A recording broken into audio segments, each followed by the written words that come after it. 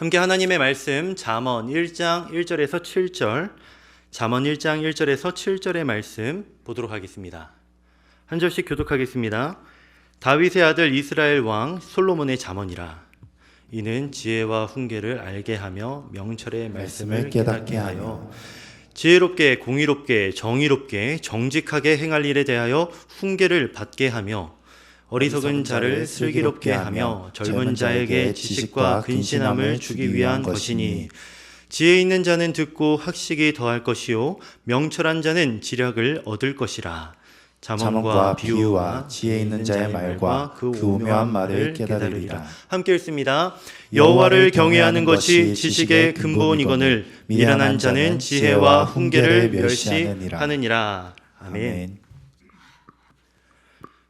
네, 오늘 우리가 함께 나눌 말씀의 주제는 지혜입니다. 지식에서 지혜로. 자, 이 시간을 통해 성경이 말하고 있는 지혜와 우리가 교육받는 것, 우리가 교육함의 본질이 무엇인지 함께 생각해보는 시간 되기를 바랍니다. 여러분, 흥미로운 통계 하나 여러분께 소개해드리고 싶습니다. 현대인은 하루에 평균 34GB의 정보를 접한다고 합니다. 이는 약 10만 페이지 정도 되는 분량의 책을 우리가 매일 접한다는 것이죠. 정보의 홍수라는 말이 정말 과언이 아닙니다. 하지만 이렇게 많은 정보를 접하고 있음에도 불구하고 우리는 정말 지혜로워졌을까요? 우리 사회는 더 정의롭고 공의로우며 평화로워졌을까요? 여러분 중에 많은 분들이 오랜 시간 교육을 받아오셨을 겁니다.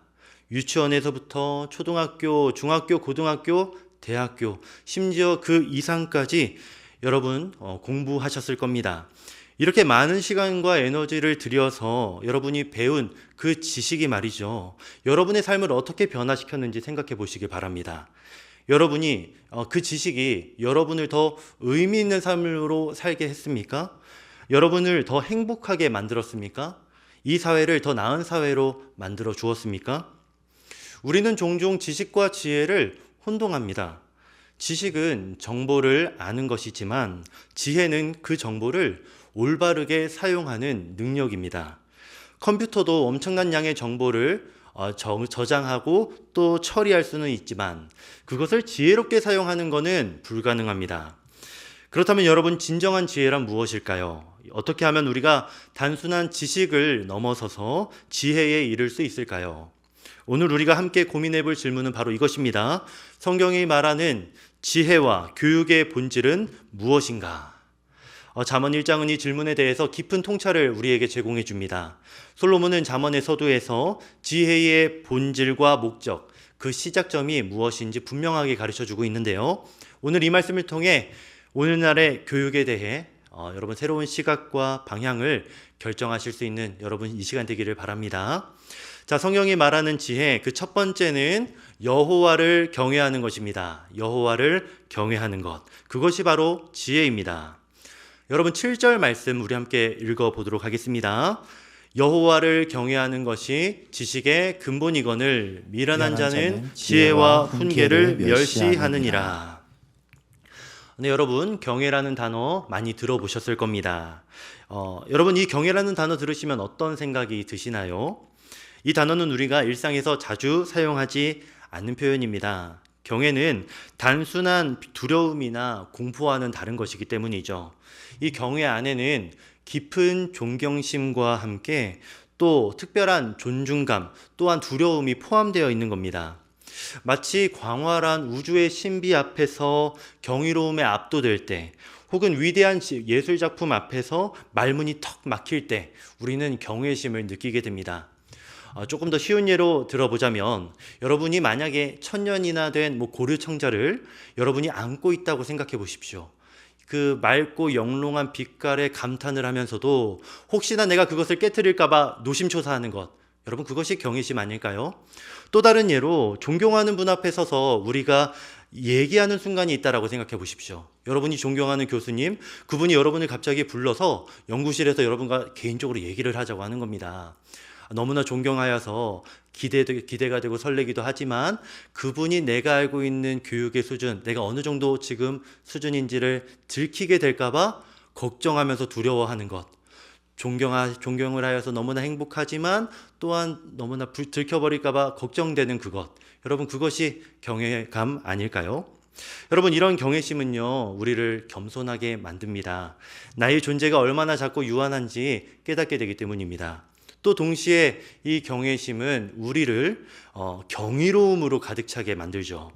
내 이해를 넘어서는 위대함과 아름다움이 있음을 인식하게 되니까요. 성경이 말하는 지혜의 출발점은 바로 이 경외심에서 시작이 됩니다. 하나님을 향한 진정한 그 경외심이야말로 모든 참된 지혜의 시작점이다라고 말할 수 있겠습니다. 그렇습니다. 지혜는 여호와를 경외하는 것입니다. 독일의 위대한 신학자 칼 바르트는 이런 경외심에 대해서 이런 멋진 말을 했습니다.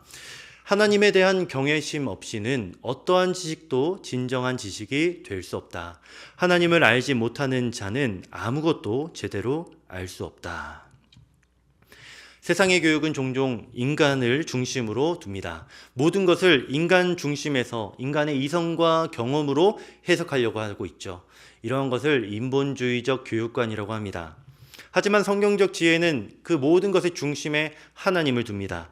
모든 학문과 지식의 근원이 하나님께로부터 왔음을 고백하고 있습니다. 이러한 교육관, 신본주의적 교육관이라고 합니다.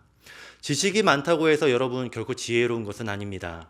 지식은 사실을 아는 것이지만 지혜는 그 사실의 의미와 목적을 올바르게 적용하는 것입니다. 하나님 없는 지식은 마치 나침반 없이 항해하는 배와도 같죠.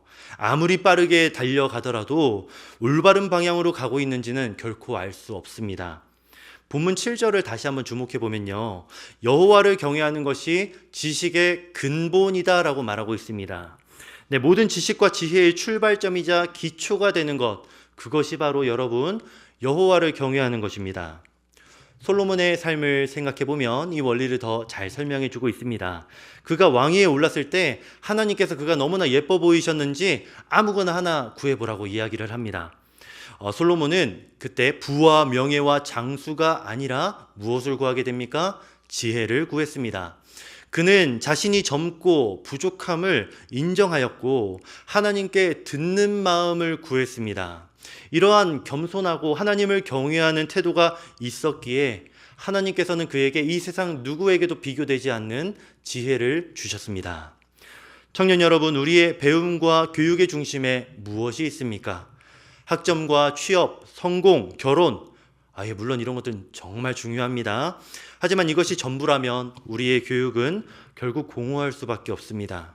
성공이라는 사다리를 열심히 올라갔는데 그 사다리 끝에 아무것도 없게 된다면 말이죠. 얼마나 허무하겠습니까?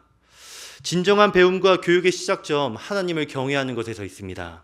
여러분이 어떤 전공을 공부하든지 어떤 직업을 갖게 되든지 그 중심에 하나님을 모시는 것이 중요합니다. 이러한 관점의 전환은 단순히 종교적 의무감에서 나오는 것이 아닙니다. 모든 지식과 진리의 원천이신 하나님을 인정함으로써 더 깊고 통합적인 이해에 도달하는 것이죠. 하나님을 경외하는 마음으로 우리가 공부하게 될 때 우리는 단편적인 지식을 넘어서서 통합적인 지혜를 얻게 됩니다.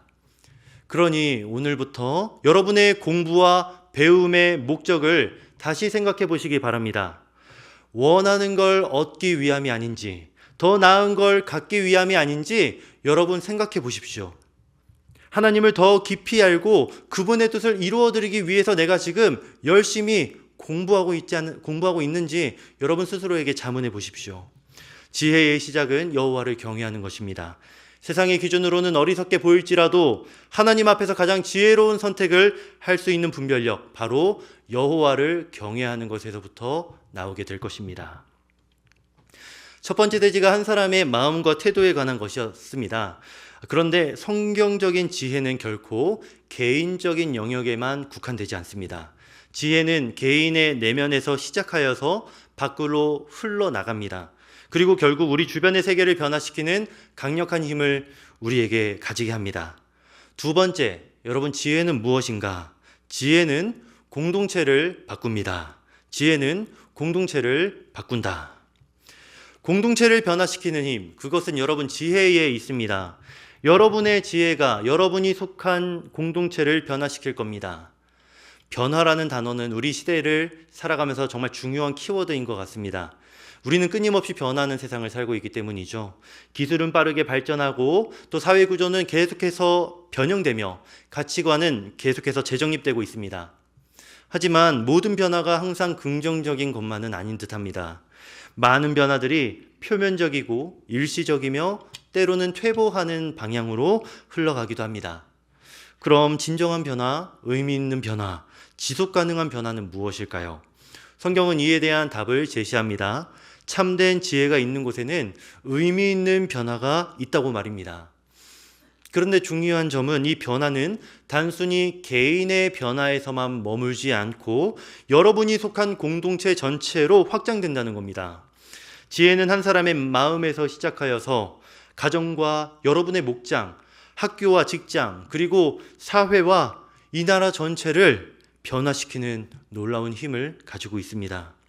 여러분, 지혜는 개인을 넘어 공동체 전체를 변화시키는 힘이 있다는 것을 반드시 기억하시기를 바랍니다. 성경적 지혜는 결코 개인적인 것으로 끝나지 않습니다. 지혜의 본질은 하나님의 질서와 가치를 이 세상에 구현하는 것이기 때문이죠. 잠언 1장 3절의 말씀 우리 한번 다 같이 읽어볼까요? 지혜롭게, 공의롭게, 정의롭게 정직하게 행할 일에 대하여 훈계를 받게 하며. 네. 여기서 언급된 공의, 정의, 정직이라는 단어들 모두 관계적이고 사회적인 덕목들입니다. 이것들은 혼자서 발휘할 수 있는 그러한 가치가 아닙니다. 사람과 사람 사이와의 관계, 공동체 안에서의 삶을 통해 나타나는 가치들입니다. 저명한 철학자, 기독교 철학자 니콜라스 월터스토프, 그분은 공동체를 변화시키는 지혜에 대해서 이런 멋진 말을 또 했습니다.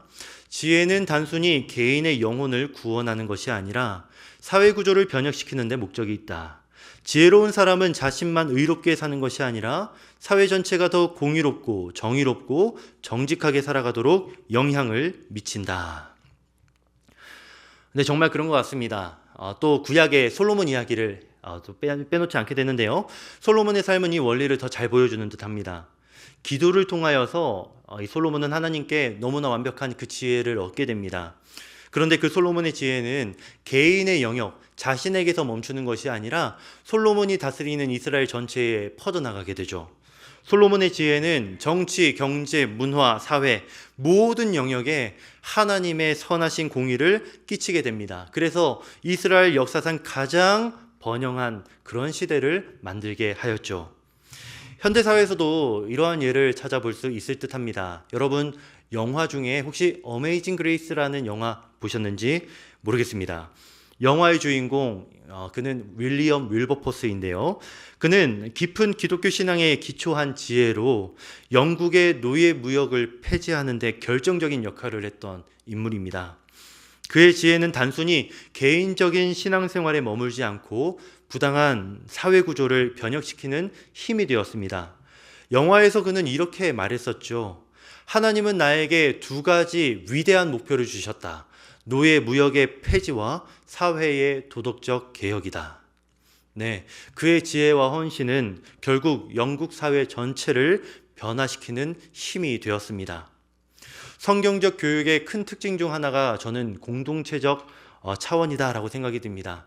세상의 교육이 종종 개인의 성공과 출세에 초점을 맞춰서 가르치고 있다고 한다면 성경적인 교육은 공동체 번영과 하나님 나라의 확장이라고 하는 그러한 목표를 둡니다. 세상은 너가 어떻게 하면 성공할 것인가를 가르칠지도 모르지만 이 성경은 너가 어떻게 이웃을 사랑하고 공동체를 세울 것인가에 대해서 가르쳐주는 책입니다. 청년 여러분, 여러분이 추구하는 지식으로 여러분은 지금 어떤 사회를 만들려고 하십니까? 단순히 더 많이 소비하고 더 편하게 살 수 있는 사회를 꿈꾸고 계시진 않습니까? 아니면 더 정의롭고 더 공의로우며 더 평화로운 그런 사회를 지금 여러분은 꿈꾸고 계십니까? 성경적 지혜는 항상 후자를 지향합니다. 여러분이 지금 받고 있는 교육, 그리고 미래의 자녀들에게 제공하게 될 교육이 어떤 가치를 심어줄 것인지 생각해 보십시오. 그것이 단순히 좋은 대학과 직장에 보내기 위한 교육이라면 그건 너무 협소한 목표일 수 있습니다. 우리에게 필요한 건 하나님의 공의와 정의, 그리고 정직을 실천할 수 있는 지혜를 가르치는 교육입니다.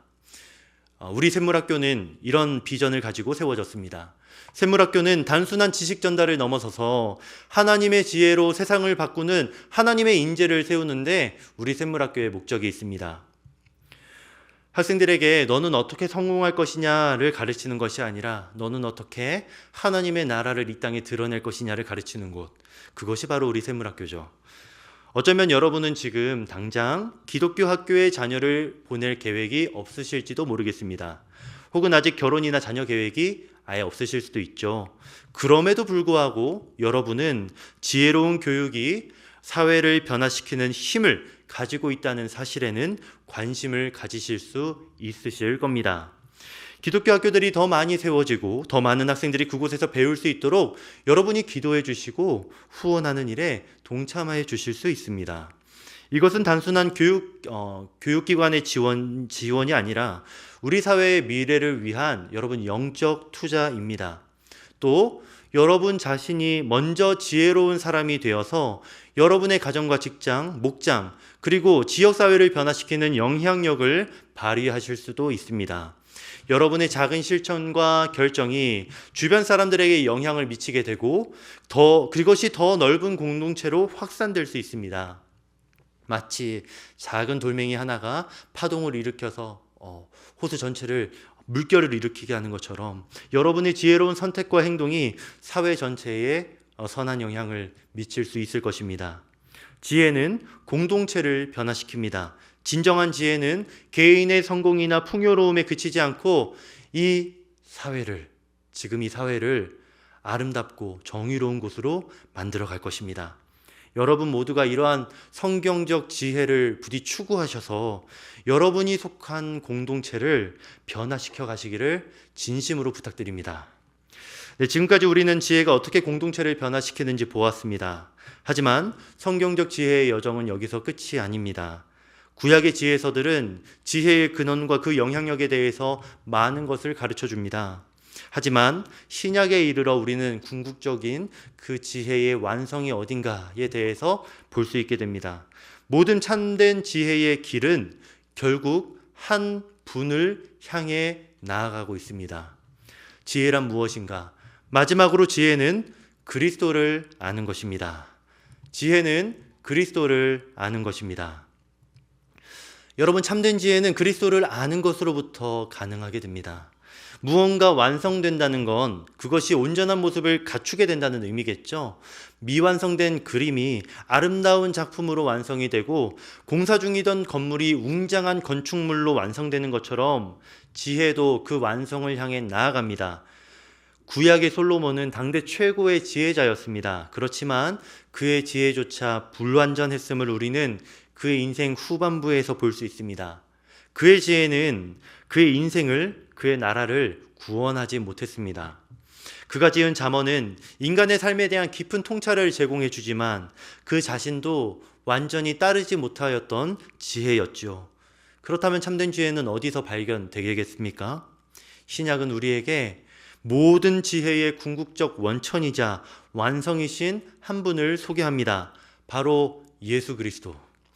구약의 모든 지혜는 그분 안에서 온전히 구현되고 성육신하신 지혜로서 우리 가운데 거하셨습니다. 여러분, 참된 지혜의 완성은 그리스도를 아는 것임을 믿으시기 바랍니다. 구약의 지혜서들은 하나님의 지혜를 찾고 배우는 여정을 도와주죠. 잠언, 전도서, 욥기 이러한 책들을 통해 우리는 많은 지혜를 얻을 수 있습니다. 그리고 동시에 지혜를 온전히 가질 수 없는 죄인된 인간의 연약함도 느끼며 고민하게 만들죠. 그런데 신약에 이르러 우리는 지혜가 단순한 개념이나 원리가 아닌 한 인격 안에서 완전히 구현되었음을 발견합니다. 그것이 바로 예수 그리스도이십니다. 여러분, 그리스도는 단순히 지혜로운 선생이 아니라 지혜로움 그 자체였습니다.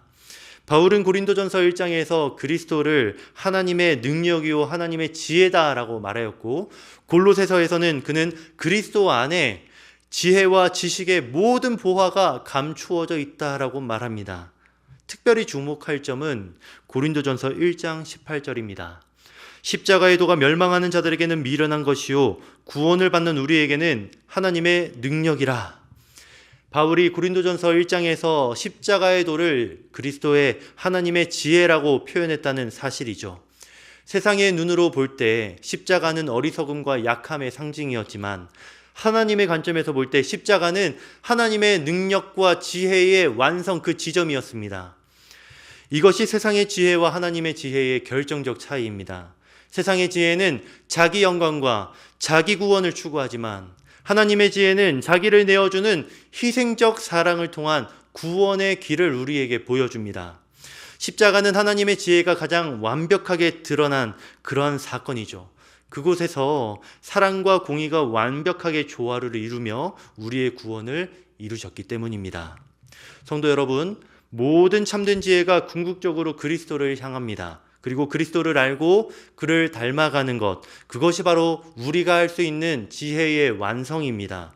그러니 그리스도를 떠난 지식은 헛된 것이겠죠. 모든 지식이 그리스도 안에서 그 완성을 찾을 수 있습니다.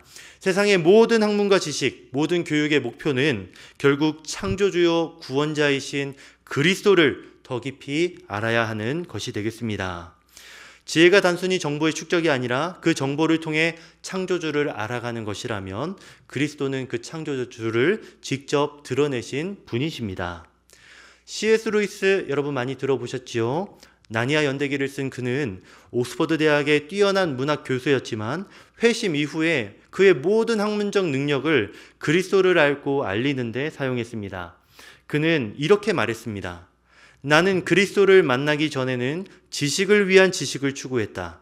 하지만 이제 나는 모든 지식이 궁극적으로 그분을 가리키고 있음을 깨달았다. 모든 참된 지식의 길은 결국 그리스도께로 인도한다. 여러분, 우리의 배움과 교육의 궁극적 목표는 무엇인가요? 좋은 학위, 안정된 직장, 사회적 인정, 이 모든 것들은 그 자체로 나쁜 것이 아니지만 이것들이 우리 교육의 궁극적 완성은 결코 아닙니다. 기독교인의 배움의 궁극적인 목표는 그리스도를 알고 그분을 닮아가는 것입니다. 말씀을 맺겠습니다. 청년 여러분, 여러분이 받은 모든 교육과 지식이 하나님 나라를 위한 소중한 자원임을 기억하시기를 바랍니다. 세상은 끊임없이 성공과 부와 명예를 위한 배움을 강조하지만 그리스도의 제자로서 우리는 다른 목표를 가지고 있습니다. 하나님을 경외하는 마음으로 시작하여 공동체를 변화시키기 위하여서 그리스도를 알고 닮아가는 것, 그것이 바로 우리에게 있어서 교육의 목표가 되겠습니다.